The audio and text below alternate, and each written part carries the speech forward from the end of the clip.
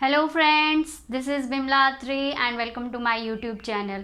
Friends, हमने polynomial के topic पढ़े हैं पीछे वीडियोस में, और पॉलिनोमियल के बारे में ही आज हम डिस्कस करेंगे। और पॉलिनोमियल की हमने एक्सरसाइज 2.1 सॉल्व की है और 2.2 सॉल्व की है, लेकिन अगर हमें आगे 2.3 एक्सरसाइज सॉल्व करनी है तो उससे पहले हमें एक रिमाइंडर थ्योरम समझनी होगी। रिमाइंडर थ्योरम आपके पास बहुत हेल्पफुल होगी अगर 2.3 एक्सरसाइज सोल्व करने से पहले अगर हम ये थ्योरम समझते हैं तो आपके पास क्या है बच्चों, रिमाइंडर थ्योरम में हम एक एग्जाम्पल लेके ही समझ लेते हैं। रिमाइंडर थ्योरम के अंदर बच्चों आप डिवाइड करते हैं, बचपन से जैसे आप डिवाइड करते आए हैं। सेंटर में आपके पास यहाँ पे क्या लिखा होता है, कोई भी यहाँ पे पॉलिनोमियल जो सेंटर में लिखी होती है उसको हम डिविडेंड बोलते हैं, ठीक है, डिविडेंड। और जिससे हम डिवाइड करते हैं उसको हम क्या बोलते हैं, डिवाइज़र।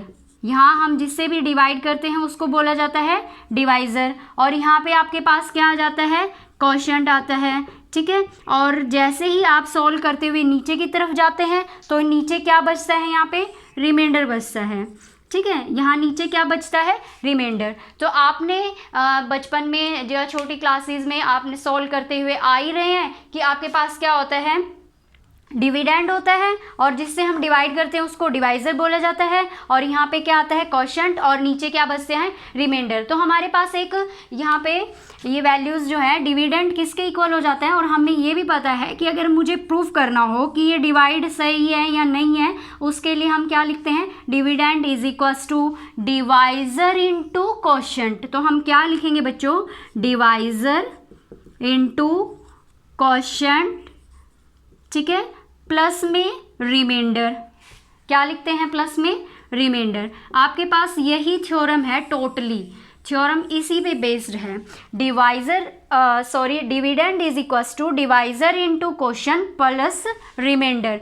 अब हमारे पास ये नोटेशन है कि डिविडेंड को हम px से नोट करते हैं, डिवाइज़र को हम gx से नोट करते हैं, और क्वोशिएंट को हम qx से, और रिमाइंडर को हम rx से नोट करते हैं। तो चलो हम लिख लेते हैं, डिविडेंड की जो नोटेशन है वो px से है, डिवाइज़र की जो नोटेशन है वो gx से है, और क्वोशिएंट की जो नोटेशन है वो qx से है, प्लस में रिमाइंडर की जो नोटेशन है वो rx से है। और हम रिमाइंडर थ्योरम कर रहे हैं। रिमाइंडर थ्योरम में कुछ भी नहीं है, सिर्फ आपको इसकी हेल्प से, आपके पास जो ये स्टेटमेंट मैंने ये लिखी है इसकी हेल्प से आपको रिमाइंडर मिल जाएगा, इस रिमाइंडर थ्योरम की हेल्प से।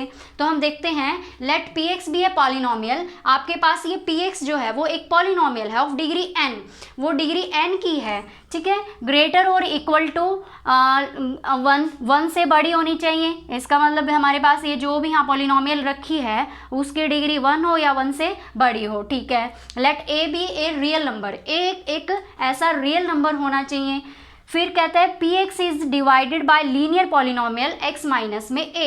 तो बच्चों हम यहाँ पे देख लेते हैं ये डिविडेंड क्या होना चाहिए। मान लो कि ये डिविडेंड जो मैंने यहाँ लिखा है ये आपके पास px है, और ये जो डिवाइज़र है यहाँ पे मैंने क्या लिख दिया, x माइनस में a लिख दिया है, क्योंकि उसने पहले आपको बोला है यहाँ पे कि आपके पास px है, ये px है, उसको डिवाइड करेंगे लीनियर पॉलिनोमियल के से, और ये है x माइनस में a एक लीनियर पॉलिनोमियल है। आपको पता है कि लीनियर पॉलिनोमियल कौन सी होती है, जिसमें डिग्री, जिसकी हाईएस्ट डिग्री 1 होती है उसको क्या बोला जाता है, लीनियर पॉलिनोमियल। तो हम इसमें क्या करेंगे, px जो पॉलिनोमियल है उसको डिवाइड करेंगे लीनियर पॉलिनोमियल से, और then the remainder is pa। और आपका जो रिमाइंडर बचेगा वो क्या आएगा बच्चों, pa रिमाइंडर आपका बचेगा, ठीक है। देखो, कोई पॉलिनोमियल px है उसको हम डिवाइड करेंगे x माइनस a से, मतलब लीनियर पॉलिनोमियल से। आपके पास उसमें रिमाइंडर क्या आएगा, pa आएगा। यही आपकी रिमाइंडर थ्योरम है।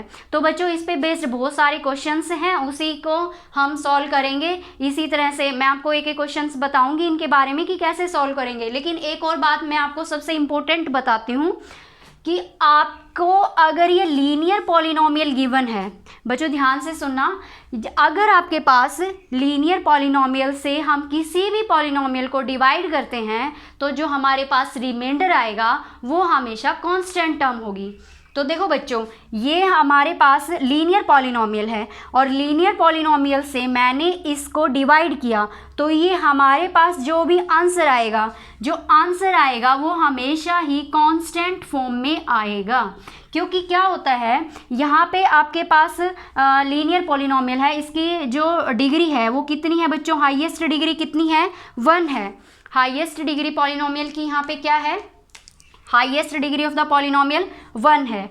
और आपको ये पता है कि जो भी डिवाइज़र होता है, ठीक है, उससे छोटा हमेशा रिमाइंडर आता है, डिवाइज़र से छोटा हमेशा रिमाइंडर आता है। अगर हमारे पास यहाँ पे लीनियर पॉलिनोमियल है, जो मतलब हमारे पास डिग्री 1 है, तो हमारे पास रिमाइंडर जो आंसर होगा उसकी डिग्री इससे छोटी आएगी। यहाँ पे अगर आपके पास पॉलिनोमियल की डिग्री 1 है, तो यहाँ पे जो आंसर आएगा उसकी डिग्री कितनी होगी, 0 होगी। उसकी डिग्री कितनी होगी, 0। और आपको पता है कि जिसकी भी डिग्री 0 होती है तो वो कौन होता है, कांस्टेंट होता है। मान लो आपके पास यहाँ पे 5 रिमाइंडर आया है, आप जैसे सॉल्व करेंगे यहाँ पे 5 रिमाइंडर आया है, तो आपको पता है कि वैल्यू जो है, किसी की भी वैल्यू अगर 0 कर दें तो हमारे पास वो टर्म कौन सी आ जाती है, कांस्टेंट टर्म आ जाती है। ठीक है, कांस्टेंट टर्म को फॉलो करते हैं वो। तो आपने ये देखा कि जब भी मैं किसी भी पॉलिनोमियल को लीनियर पॉलिनोमियल से डिवाइड करूंगी तो मेरे पास जो रिमाइंडर है वो हमेशा कांस्टेंट आएगा। ये बात आप ध्यान रखेंगे। और आपकी एक्सरसाइज में जितने भी क्वेश्चंस हैं वो सारे के सारे लीनियर पॉलिनोमियल से डिवाइड किए गए हैं, और आपके पास जो भी रिमाइंडर आएगा वो हमेशा कांस्टेंट में रहेगा। ठीक है बच्चों, तो आपके पास ये जो थ्योरम है वो बहुत ज़्यादा हेल्पफुल है। आप एक्सरसाइज सोल्व करने से पहले ये थ्योरम ज़रूर देखें, क्योंकि इस एक्सरसाइज को सोल्व करने से पहले ये जो आपके पास दी हुई है वैल्यूज़ gx, qx, rx, इसी की हेल्प से आप वैल्यूज़ को निकालेंगे। ठीक है, और कुछ क्वेश्चंस जो स्टार्टिंग में हैं जीरो ऑफ द पॉलिनोमियल, वो भी आपके पास क्वेश्चन नंबर 1 है, उसको सॉल्व करने में बहुत ज़्यादा हेल्पफुल होगी। तो एक बारी मैं दोबारा से इसको रिपीट कर देती हूँ कि ये थ्योरम क्या है। रिमाइंडर थ्योरम हमें बताती है अगर मैं कोई पॉलिनोमियल px लेती हूँ और उसको डिवाइड करूँगी linear polynomial x minus a से, अगर मैं कोई पॉलिनोमियल px यहाँ ले लूँ और उसको मुझे डिवाइड करना है x माइनस a, वो लीनियर पॉलिनोमियल होना चाहिए, तो ये बताता है हमें कि जो रिमाइंडर बचेगा आपके पास pa बचेगा। मतलब कहने का ये है कि लीनियर पॉलिनोमियल से मैंने किसी भी पॉलिनोमियल को डिवाइड किया और उसका जो आंसर आया वो कांस्टेंट फॉर्म में आंसर उसका आएगा।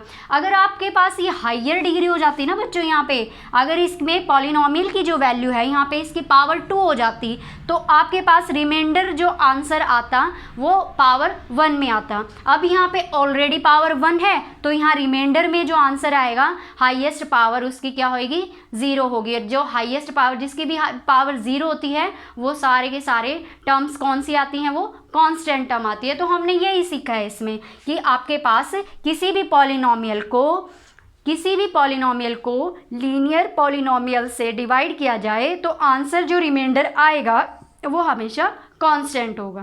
ठीक है बच्चों, यही था हमारा रिमाइंडर थ्योरम। इस पे बेस्ड हम एक्सरसाइज करेंगे आगे नेक्स्ट। तो अगर आपको ये वीडियो यूज़फुल लगी है तो आप अपने फ्रेंड्स के साथ शेयर ज़रूर करें और चैनल को सब्सक्राइब करें। Thank you students.